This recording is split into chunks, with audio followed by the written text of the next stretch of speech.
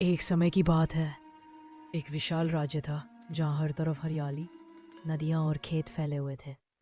उस राज्य का राजा बड़ा न्यायप्रिय और दयालु था, लेकिन एक समस्या हमेशा उसके मन को कचोटती रहती। मेरे राज्य के लोग मेहनत तो बहुत करते हैं, पर खुश कम रहते हैं। इसी उलझन को दूर करने के लिए उसने तय किया कि वह राज्य के सबसे सामान्य लोगों से मिलकर उनकी जिंदगी को समझेगा। किसान से मुलाकात। एक सुबह राजा अपने सैनिकों के साथ एक गांव में पहुंचा। वहां एक किसान अपने खेत में हल चला रहा था। राजा ने उसे पास बुलाया और पूछा, किसान, तुम्हारा दिन कैसा बीतता है? किसान हंसते हुए बोला, राजन, मेरे दिन की शुरुआत सूरज के साथ होती है।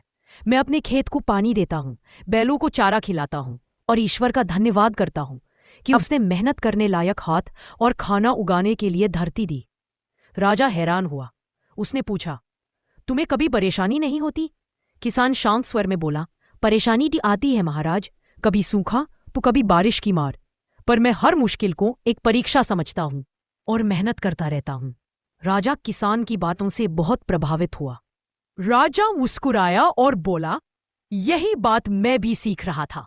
तुम जैसे किसान अपनी रोज की कठिनाइयों के बीच भी मुस्कुराते हो, क्योंकि तुम उन परेशानियों को देखने में समय नहीं खोपे, तुम बस मेहनत पर ध्यान रखते हो। लेकिन हम राजा लोग दिखावे, चिंता और भविष्य की फिक्र में उलझे रहते हैं। किसान की सीख। किसान ने विनम्र होकर कहा, महाराज, खुश रहने का एक ही राज है, जो मिला है उसका सम्मान करो, जो नहीं मिला उसके लिए मेहनत करो और हर दिन को ईश्वर का दिया हुआ अवसर समझो। राजा के मन में जैसे अंधेरा हट गया। उसने राजा होते हुए भी पहली बार सच्ची खुशी की परिभाषा सीखी। दवांग फेजिन बड़ा निर्णय। उस दिन राजा ने घोषणा की, आज से राज्य में किसानों का सम्मान सबसे ऊपर होगा। उनके लिए अच्छे बीज, सिंचाई और उचित दाम की व्यवस्था की जाएगी, क्योंकि वही लोग हैं जो इस राज्य को भोजन देते हैं और मेहनत का असली अर्थ समझते हैं। पूरे राज्य में खुशहाली छा गई। किसान सम्मान से खिल उठे और उनसे प्रेरणा लेकर दूसरे लोग भी काम को पूजा की तरह करने लगे। राजमहल में निमंत्रण। अगले ही दिन राजा ने किसान को महल बुलाया। शानदार महल देखकर किसान थोड़ा घबरा गया।